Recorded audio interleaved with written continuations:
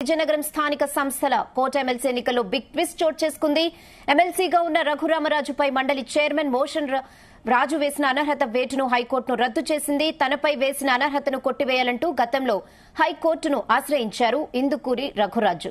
దీనిపై గురువారం తుది విచారణ జరిగింది. ఇరు వర్గాల వాదనలు విన్న న్యాయస్థానం మండలి చైర్మన్ తీసుకున్న నిర్ణయం చెల్లదంటూ తీర్పునిచ్చింది.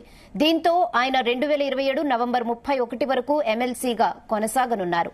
మరోవైపు అనర్హత వేటును పరిగణలోకి తీసుకున్న ఎన్నికల సంఘం ఇప్పటికే ఈ స్థానం ఉప ఎన్నికకు స్కెడ్యూల్ విడుదల చేసింది. తాజాగా హైకోర్టు తీర్పు రావడంతో ఉప ఎన్నిక ప్రక్రియ నిలిచిపోయింది. ఈ మేరకు ఇప్పటికే విడుదల చేసిన ఉప ఎన్నిక నోటిఫికేషన్ను కూడా రద్దు చేసింది. రఘురాజు 2027 నవంబర్ 31 వరకు ఎమ్మెల్సీగా కొనసాగనున్నట్లు ఎన్నికల సంఘం ప్రకటించింది.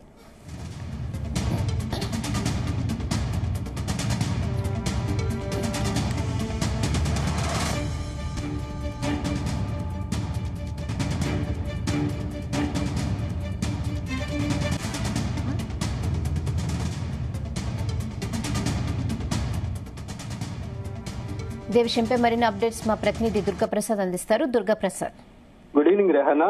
ఏదైతే ఎమ్మెల్సీ ఇందుకూరు రఘురాజుకి హైకోర్టులో ఓరట్ లభించింది.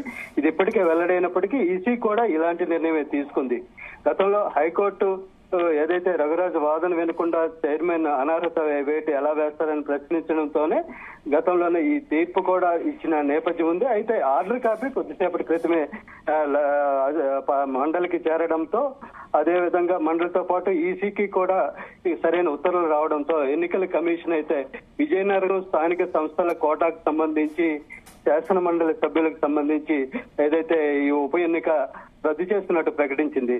వాస్తవంగా విజయనగరం జిల్లా స్థానిక సంస్థల కోటా నుంచి 2021లో ఏదైతే రఘురాజు గెలిచారు, 2027 వరకు ఎమ్మెల్సీగా పదవీ కాలం ఉన్నప్పటికీ పార్టీ వ్యతిరేక కార్యకలాపాలు పాల్పడుతున్నారన్న సమాచారం మేరకు మండలి చైర్మన్ కు వైఎస్ఆర్సీపీ అనర్హత వేటు ఈయనకి వేయాలని చెప్పి కోరింది. ఆ చైర్మన్ గా అనర్హత వేటు కూడా చైర్మన్ అనర్హత వేటు వేశారు.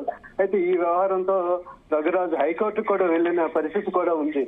ఇదే నేపథ్యంలోనే ఏదైతే విప్పు ఫిర్యాదు కూడా ఇచ్చారు, ఎమ్మెల్సీ పాలవలసి విక్రాంత్ ఫిర్యాదు ఇచ్చారు. పాలవలసి విక్రాంత్ ఫిర్యాదు మేరకు మండలి చైర్మన్ గతంలో అనర్హత వేటు వేశారు.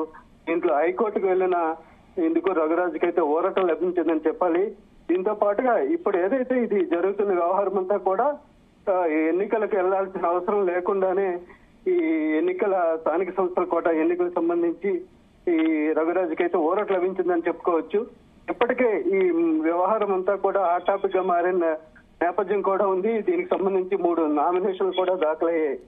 ఏదైతే ఈ టీడీపీకి సంబంధించి పార్టీకి ఈ ఇందుకూరు రఘురాజు భార్య సుధారాని కొంత సపోర్ట్ చేస్తున్నారన్నారు. అదేవిధంగా రఘురాజు భార్య సుధారాని కూడా ఇండిపెండెంట్ అభ్యర్థిగా నామినేషన్ దాఖలు చేసిన పరిస్థితి కూడా ఉంది. ఈ వ్యవహారం అంతటికీ కూడా ఈసీ సీరియస్ గా తీసుకున్నప్పటికీ హైకోర్టులో ఏదైతే ఈ వాదన నడిచిందో దీనికి సంబంధించి హైకోర్టు కూడా ఈ శాసన మండలి ఎన్నిక ఈ రఘురాజు వాదన వినకుండా శాసన మండలి ఎన్నికలు ఎలా నిర్వహిస్తారని చెప్పి స్పష్టం చేయడంతో ఈ వ్యవహారం అయితే ఈసీ కూడా నిర్ణయం తీసుకుని ఈ ఎమ్మెల్సీ కోట స్థానిక సంస్థల కోట ఎన్నికలు అయితే రద్దు చేస్తారని చెప్తున్నారు. Okay Durgaprasad, thanks for the updates.